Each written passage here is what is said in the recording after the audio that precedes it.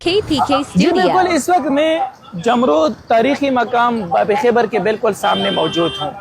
جمرود تاریخی مقام باب خیبر جو پشتونوں کا شان اور شوکت ایک علامت سمجھا جاتا ہے، اور جب بھی اس گیٹ پہ کوئی بھی پشتون گزرتا ہے تو وہ اس کے ساتھ تصویر کھینچنا جو ہے وہ ضروری سمجھتا ہے، اور جب وہ کوئی بھی پشتون اس تاریخی علامت کے ساتھ جب وہ تصویر کھینچتا ہے تو ہسٹوریکلی اپنے پاس بھی رکھتا ہے اور سوشل میڈیا پہ جو ہے وہاں پہ بھی وہ وائرل کرتا ہے۔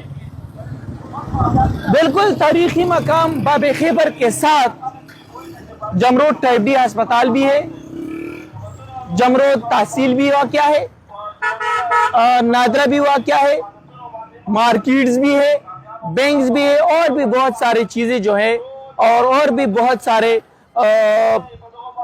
دکانیں یہاں پہ موجود ہے۔ اب بدقسمتی کیا ہے؟ بدقسمتی یہ ہے کہ پہلے تو بیوٹیفیکیشن کے نام پہ جمرود تاریخی مقام اس تاریخی علامت کا بیڑا غرق کیا ہوا ہے۔ یہ اب دیکھ رہے ہیں کہ اس تاریخی مقام باب خیبر کو دو رنگ میں تبدیل کیا ہے، ایک سفید اور ایک کالا۔ اب اس سفید کا کیا مطلب ہے اور اس کالے کا کیا مطلب ہے، اس کا شاید یہ ایڈمنسٹریشن ہمیں سمجھائے۔ اس کے ساتھ ساتھ جو اس پہ لکھا ہوا تھا کہ بخیر راغلے، وہ بھی جو ہے تقریباً مٹ گیا ہے۔ اس کے علاوہ جمرود تاریخی مقام باب خیبر پہ اگر آپ گرینری چیک کریں تو اسی ایڈمنسٹریشن اور یہی منتخب نمائندوں کے ناقص حکمت عملی اور کمزوری کی وجہ سے تمام تر پودے، گھاس وغیرہ جو ہے وہ خوش سالی کے شکار ہوئے ہیں۔ اب دوسرا جو یہاں پہ بہت بڑا ایشو ہے تاریخی مقام باب خیبر پہ، چونکہ یہاں پہ ٹائپ بی ہسپتال ہے، مارکیٹس ہے، بینکس ہے، تو یہاں پہ خواتین کا بہت زیادہ جو ہے وہ آمد و رفت ہوتا ہے۔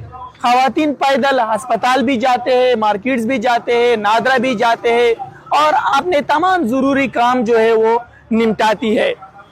بدقسمتی یہ ہے کہ ابھی ایک اللہ نے ایک واقعہ رونما ہونے کا خدشہ تھا۔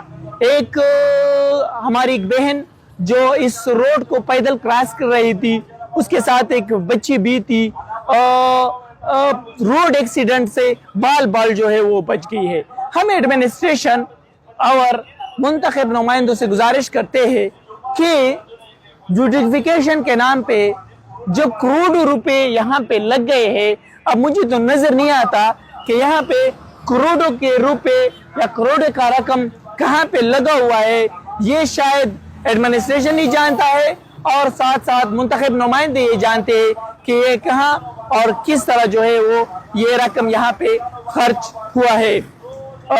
میں گزارش کرتا ہوں اور پورا علاقہ، پورا ڈسٹرکٹ، پورا خیبر اور پورا جمرود یہ گزارش کرتا ہے ایڈمنسٹریشن سے بھی اور منتخب نمائندوں سے بھی کہ آپ خوددارا یہاں پہ بائی پاس کا انتظام کریں، خواتین کے لیے اسپیشلی، یا انڈر گراؤنڈ جو ہے وہ اس کے لیے کوئی ترتیب دے تاکہ یہاں پہ خواتین کے لیے، بوڑھوں کے لیے، بزرگوں کے لیے، معذوروں کے لیے روڈ کراس کرنا جو ہے وہ آسان ہو جائے۔